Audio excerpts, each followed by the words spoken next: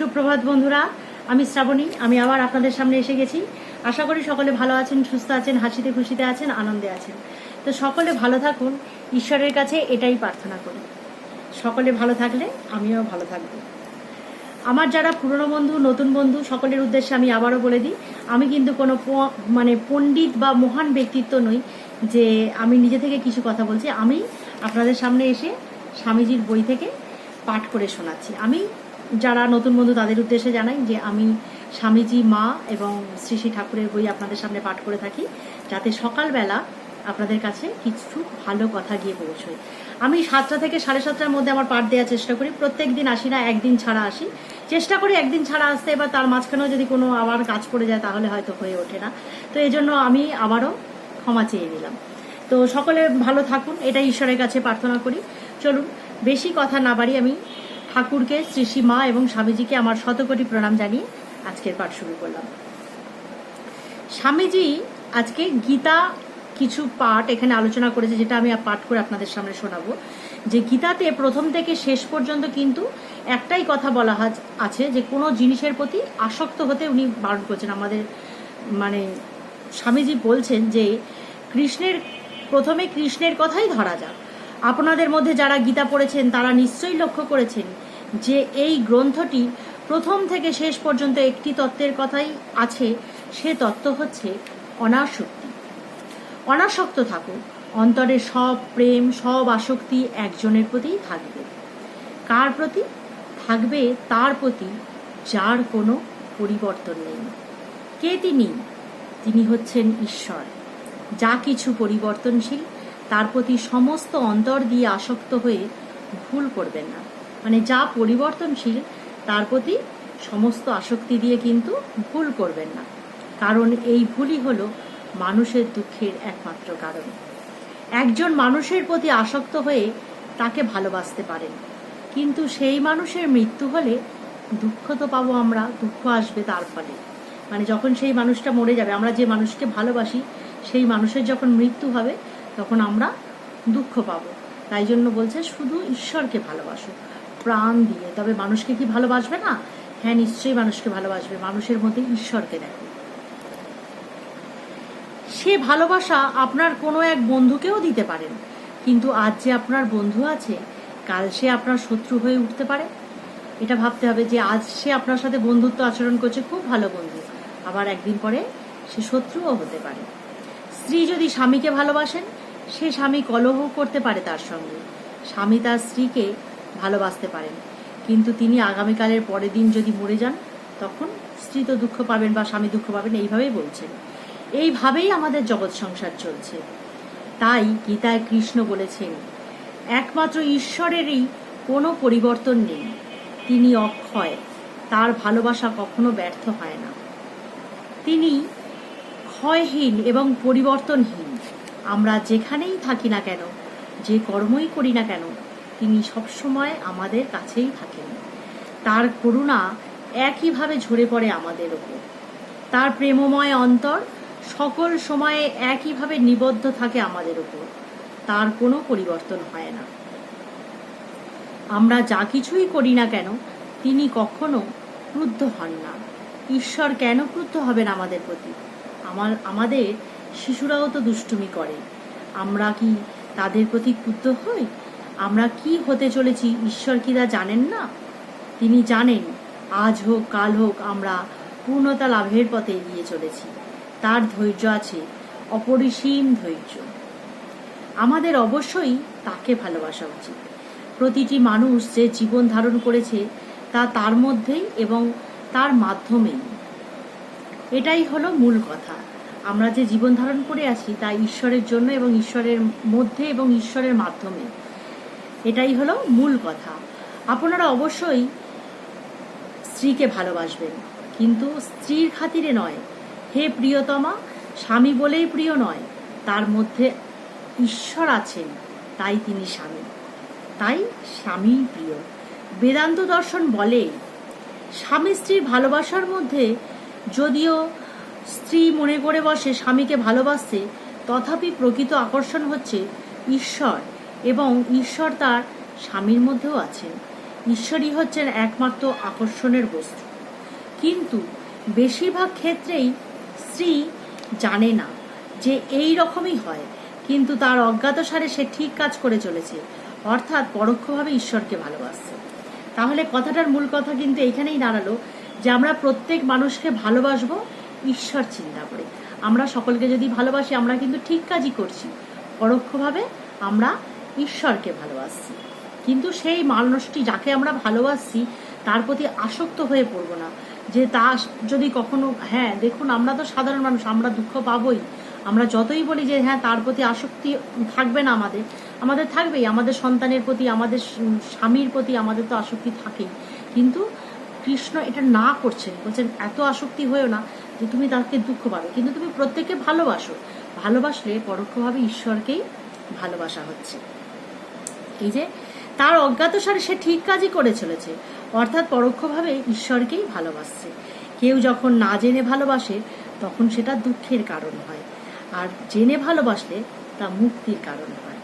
মানে তুমি যদি জেনে ভালোবাসো যে আমি ঈশ্বরকে ভালোবাসি, ওকে ভালোবাসছি মানে আমি ঈশ্বরকে ভালোবাসি, তখন সেটা মুক্তির কারণ হবে। এটাই হলো আমাদের ধর্মশাস্ত্রের কথা। যেখানেই ভালোবাসা সেখানেই আনন্দের স্ফুলিঙ্গ, যেখানেই ভালোবাসা সেখানেই আনন্দের স্ফুলিঙ্গ। জানবেন এই আনন্দের স্ফুলিঙ্গ হচ্ছে জ্যোতির্ময়, ঈশ্বরের উপস্থিতির প্রকাশ। কারণ ঈশ্বর নিজেই আনন্দ, পরম সুখ, প্রেম স্বরূপ। এই হলো কৃষ্ণের মূল উপদেশের মূল বক্তব্য। তিনি এই উপদেশের তার জাতির মধ্যে প্রথিত করে দিয়েছেন, যার জন্য যখন কোনো হিন্দু কোনো কিছু করে, এমনকি যখন জলপানও করে, তখন বলে যদি এ কাজের মধ্যে কোনো পুণ্য থাকে তবে তা যেন ঈশ্বরের কাছেই যায়। বৌদ্ধরা বলেন যদি তিনি কোনো সৎকর্ম করেন তবে তার সেই সৎকর্মের সমস্ত পুণ্য জগতের হোক। আমরা হিন্দুরা বলে যে যদি আমরা জলপানও করি সেই জলপানের মধ্যে যদি কোনো পুণ্য থাকে তা যেন ঈশ্বরের কাছেই যায়। আর বৌদ্ধরা কি বলছেন, যা কিছু পুণ্য আমার হচ্ছে, আমি যে কর্মই করি না কেন তা থেকে যা পুণ্য আছে সে যেন জগতের হোক। আমি যা কিছু করি তার মধ্যে যদি কোনো পুণ্য থাকে তাহলে তা জগতের কাছেই থাক, এবং জগতের যত সব পাপ আমার কাছে আসুক। হিন্দুরা বলেন তিনি একজন পরম ঈশ্বর বিশ্বাসী। তিনি বলেন ঈশ্বর সর্বশক্তিমান এবং তিনি সর্বত্র বিরাজিত, সকল আত্মার আত্মা, অর্থাৎ পরমাত্মা। হিন্দু বলেন যদি আমি আমার সকল পূর্ণ ঈশ্বরকে সমর্পণ করতে পারি তবে সেটা হবে সবচেয়ে বড় ত্যাগ, এবং আমার সেই পূর্ণ হয়ে উঠবে সারা জগতে। এই হলো কৃষ্ণের উপদেশের একটা দিক। আর তার অন্য বাণীটি হচ্ছে ব্রহ্মণ্যধায় কর্মাণি সঙ্গং তক্ত করতি য লিপতি ন স পাপেন পদ্মপত্র বিভাম্বিষা। অর্থাৎ পদ্ম যেমন জলের জলায় জন্মালেও সে জলের ওপরের মাথা তুলে ফুটে ওঠে এবং জল তার পাতাগুলিকে সিক্ত করতে পারে না, তেমনি যে ব্যক্তি সংসারের কর্মে পবিত্র হয়েও আসক্তি ত্যাগ করে, সমস্ত কর্মফল পরমেশ্বরে সমর্পণ করে, কোনো পাপ তাকে স্পর্শ করতে পারে না। সুনিবিড় কর্মতৎপরতায় শিক্ষক রূপে কৃষ্ণ আরেকটি শিক্ষা দিয়ে গেছেন। গীতায় বলেছেন দিবারাত্র কর্ম করো। আপনারা প্রশ্ন করতে পারেন তাহলে শান্তি কোথায়?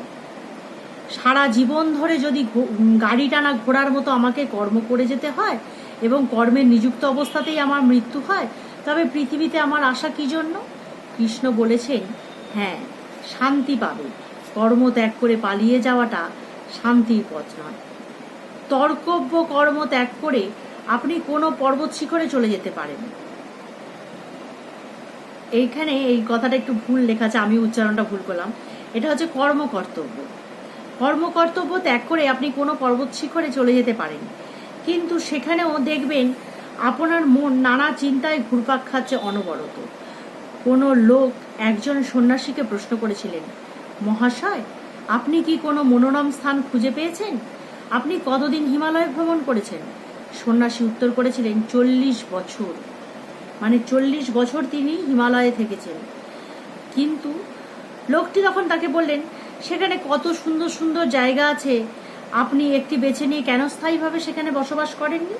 সন্ন্যাসী উত্তরে বলেছিল, কারণ 40 বছর ধরে আমার মন কিন্তু তা চায়নি, আমাকে তা করতে দেয়নি।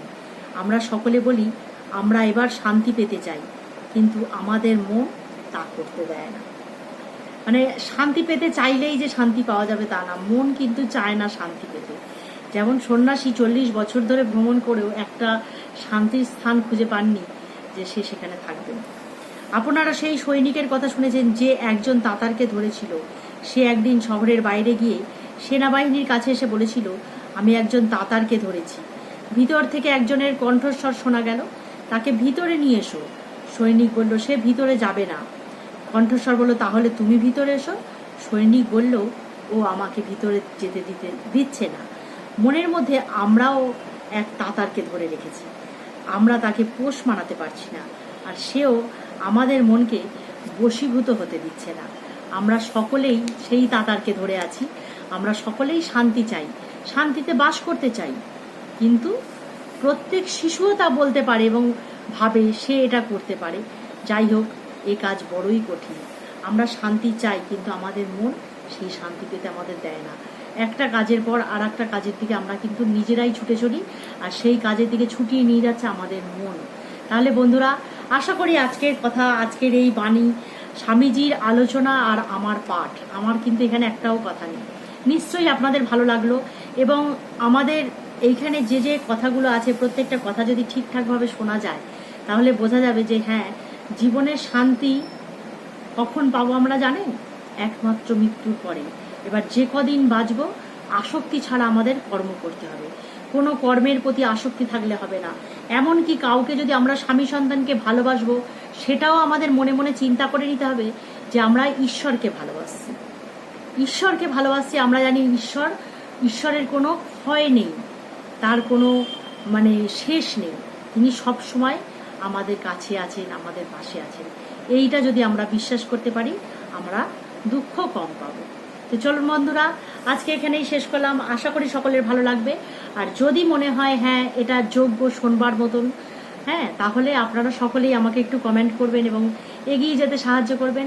আর নতুন বন্ধুদের উদ্দেশ্যে আবারও বলি যে অবশ্যই চ্যানেলটাকে সাবস্ক্রাইব করে আমাকে একটু এগিয়ে যেতে সাহায্য করুন। তাহলে আমি আরও সুন্দর সুন্দর পাঠ করে আপনাদের সামনে সকালবেলা উপস্থিত হতে পারবো। চললাম বন্ধু।